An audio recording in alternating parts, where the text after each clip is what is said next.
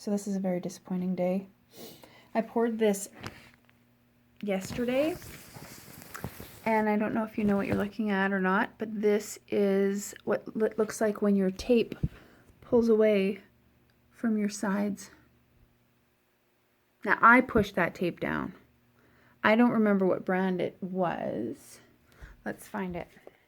Paint Mate Green. I cleaned them. I washed everything, all the dust off of them, and it's separated. This one across, same thing. I cut this away, I noticed it last night was doing that, and I thought, what can I do? And I thought it's best to just leave it, and then today, while it's still a bit soft, try and peel that tape away and, I don't know, cut away the resin before it's hard as a rock. Oh my God. So here I am picking off the tape. It all seeped. It all seeped all the way around. I'm managing to get it off. I'm trying not to touch the front at all so I don't get fingerprints on it because it is not 100% cured, but this is the time to get it off while it's still a bit chewy. So that's that one. This guy I managed to peel away, and I used an X-Acto blade to slide some of that tape off. But what I figure, the reason I'm even bothering and not just throwing them away is A, they're beautiful. I love the colors of them, but it's wood. I bought these cutting boards at Winners for like 15 bucks for the set, and it's wood, so I can sand the back of it, right? I can sand the sides down. I can get it back to that beautiful beech wood. And if I can't, then I can resin the backside too, since it's food safe. So all is not lost. All is not lost. But it's certainly not as perfect as I thought it was going to be. And damn it, these are the challenges of resin. It's all learning. It's all for the good at the end, because I'm getting so much better every single time. So keep with it. Hi. Hi. Okay, just kidding. What we have is, this is my nail file. And you remember my fiasco? This is how I'm going to fix it.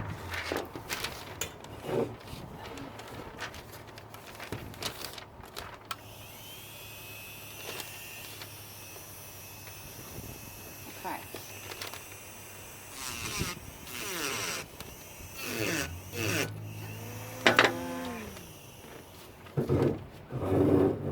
That sometimes happens.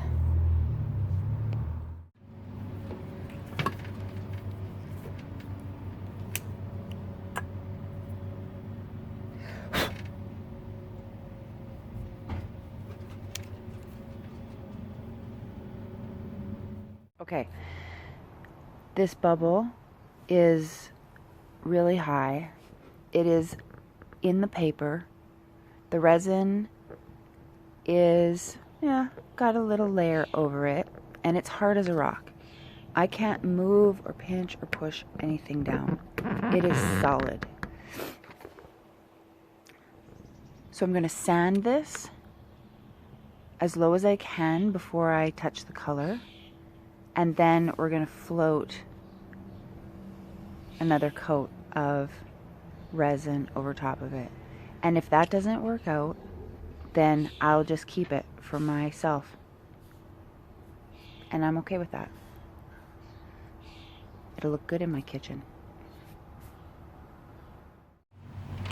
Hello. I wasn't going to bore you with a whole bunch of sanding, but as soon as I started to sand this down, it started looking so good that I needed to get my camera. So, I want to show you what I'm using. It's a tool that I used to use for pedicures. It's a flat disc with sand pads stuck to it.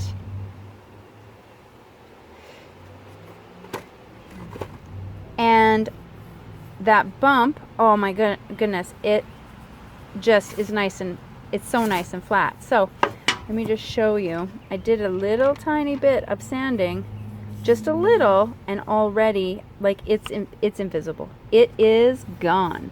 There's just a tiny bit of raised-ness right here and here, so I thought I would turn it on and give you guys a show. Put it right about there. It's kind of loud and it's a very windy day, so I'll probably mute.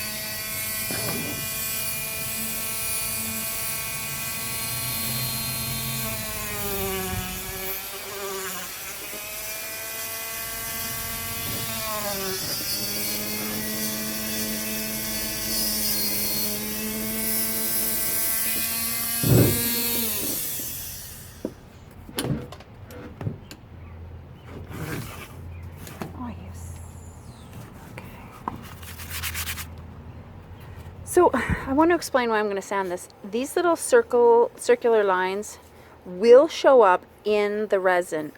Now I know art resin says that you can just sand, but it does not say that you can sand at 300 or 60 grit or 80 grit and then expect these sand lines not to show in your resin. So it's really important to go back over these deep gougey sanding marks with 100 grit, and then even smaller maybe at 120. Ooh, it's a windy day here.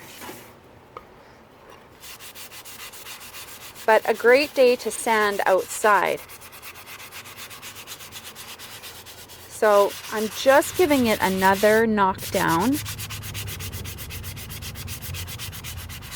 And you can see how there's still a few high spots, but those bumps, if I can get it from the side, are absolutely gone. Now what will happen is it will show a bit of a ripple and a shiny texture, but I'm okay with that. And like I said in the earlier video, I will just gratefully keep this project for myself in my own home.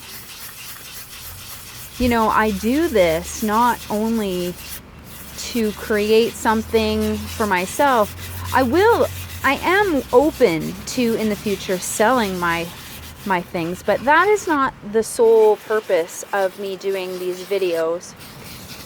I just know that when I am searching online for remedies and explanations, sometimes I can't find what I'm looking for. So it doesn't hurt to record it, post it, and hope that it will help somebody out there who's looking for something that I have.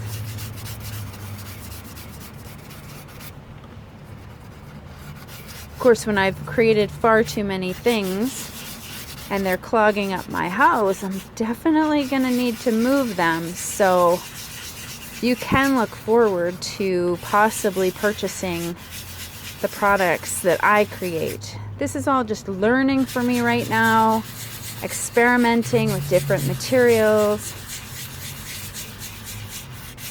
learning what works, what doesn't work. And if in the end I gain some money, monetary gains, that's great. I'll take it. I'm not saying I won't, but that's not the reason that I'm doing this. So I have not compromised the color at all.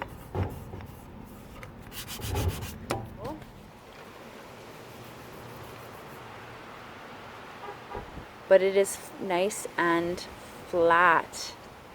So very excited, very excited.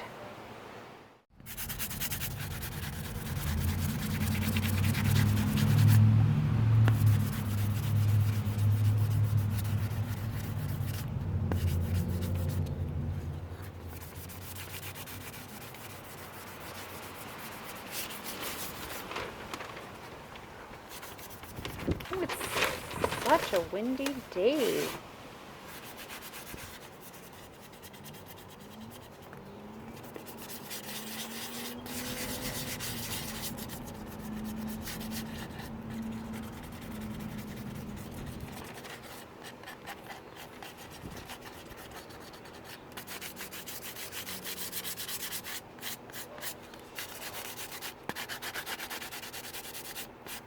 I'm taking care to sand around the edges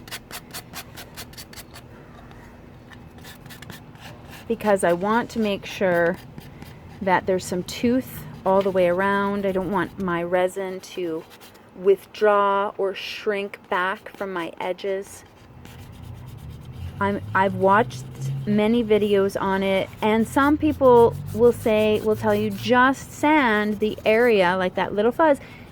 Just sand that little fuzz. But I gotta tell you, I've been doing nails for over 20 years, and some products say that as well, but over the next 3 weeks you get a little lift, or something happens. So I feel like a bit of prevention does not go amiss. It doesn't hurt me to spend 5 minutes sanding this, getting rid of the sheen, making sure there's no more bumps or ripples.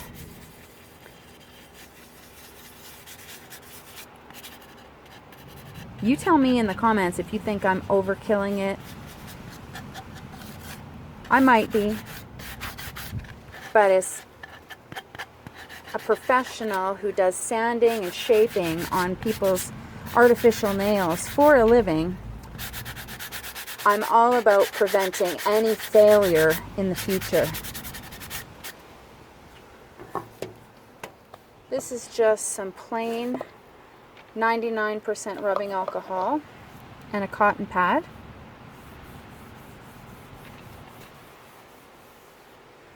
I'm checking for scratches by giving it a nice little wipe down. It's going to show me that when it's wet with resin again, that there aren't going to be any major white lines. That one looks really good. So the rubbing alcohol should not leave any residue whatsoever on the cutting board for when I resin it, but I will still give it a nice wipe down with a damp paper towel and then let it air dry, making sure that there is absolutely no dust particles or fuzzes on either of these.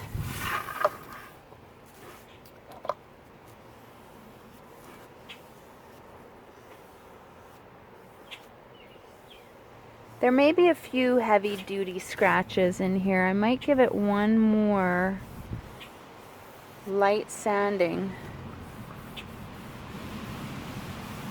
But you can see that ripple is there, but it won't ripple on the surface. There will be actually no bump when I pour it again. I do feel a little divot, but it's more of a dip than it is a hump.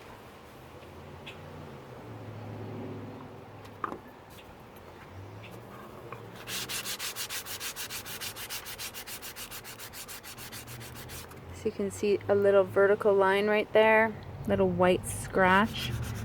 I really don't want that imperfection to show once I resin it. You can see through the white chalkiness where the highs and the lows are.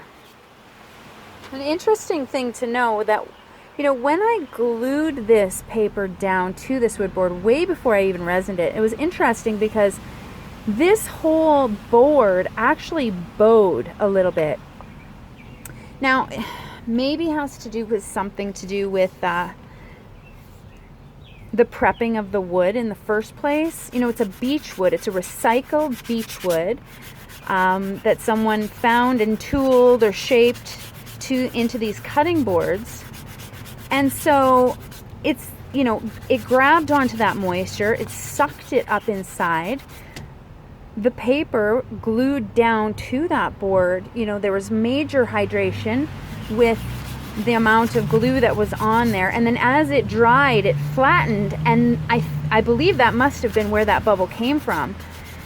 So I don't know how I could have prevented that, what I could have put on the wood to make the paper stick better. I do know that people use GAC 100 on their wood projects, and I did not use that product in the beginning of this process. I didn't own any. We don't have it in our art stores in my local community, and I just recently got it from another art store in a major city nearby, and so this was already stuck down.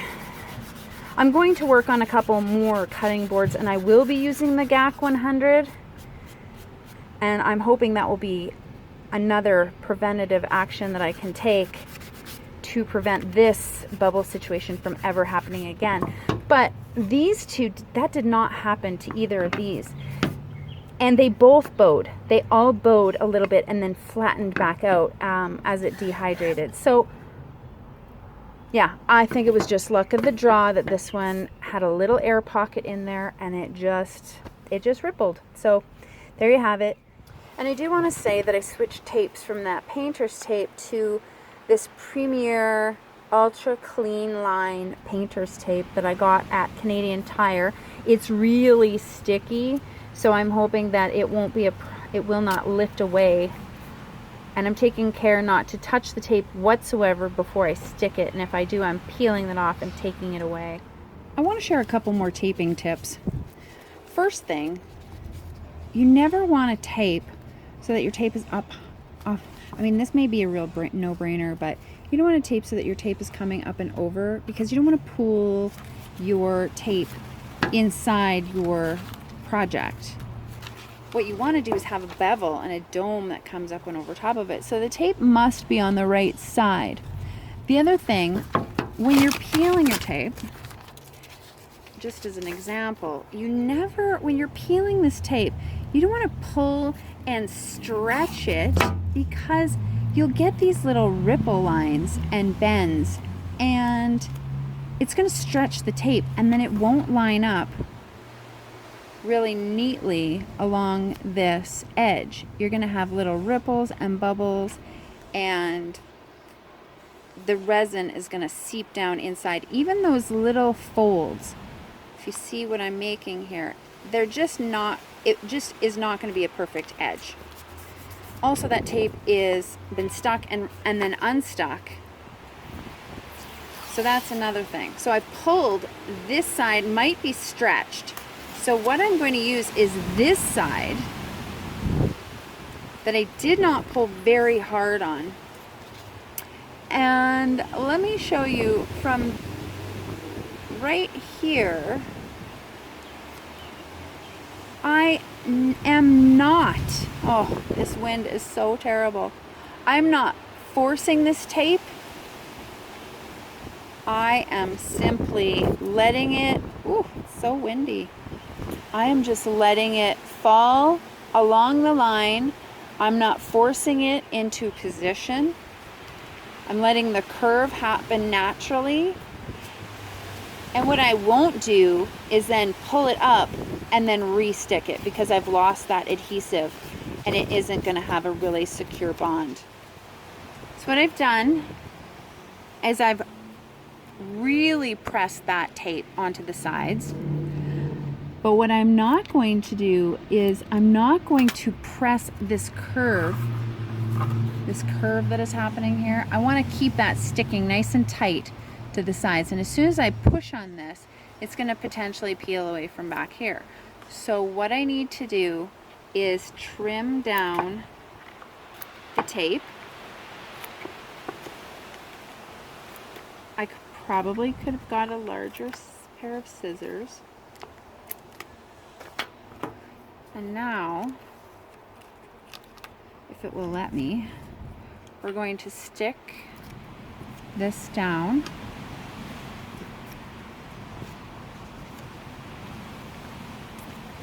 Just like so. What I can then do Let's take another piece of tape and protect the back from any overpour of resin. Just stick that down.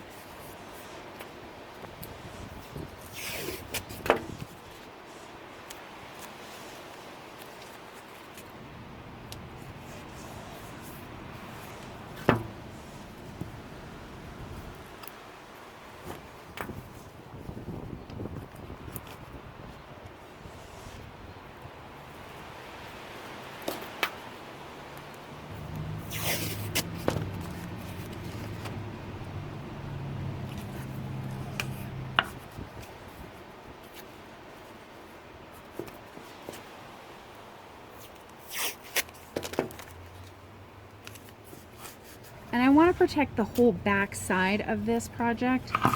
I do not want any resin. I don't want any fingerprints. I don't want any oil. I want nothing to soil this back side whatsoever.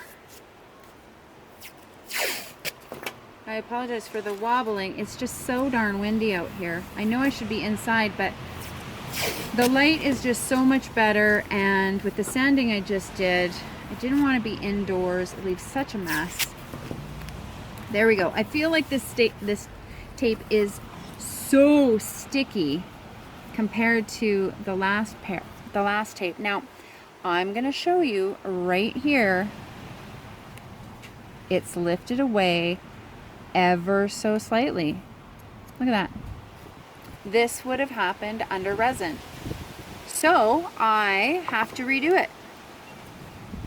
There's no ifs, ands, or buts about it. So off it'll come, and another layer of tape.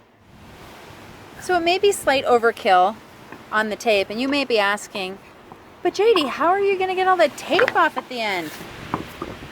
The real question that you should be asking yourself is, what about those little holes that you have? What holes? Those holes.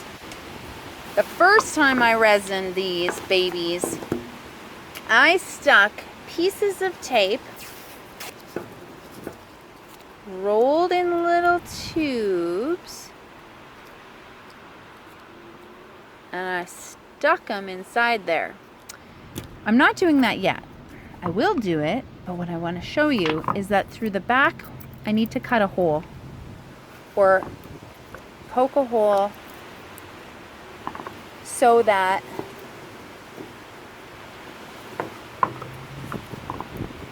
there is an opening for the resin to come through. I'm going to go through the back this way actually,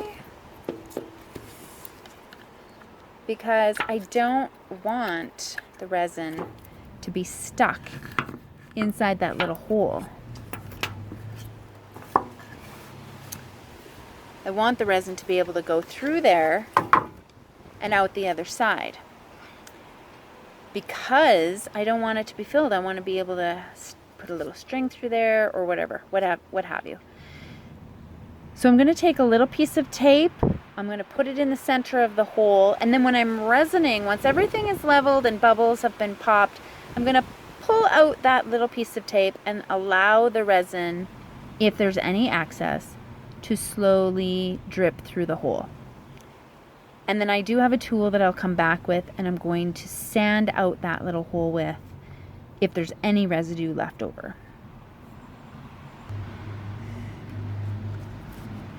So there you have it, all taped up, sides sanded, cleaned, and ready for resin.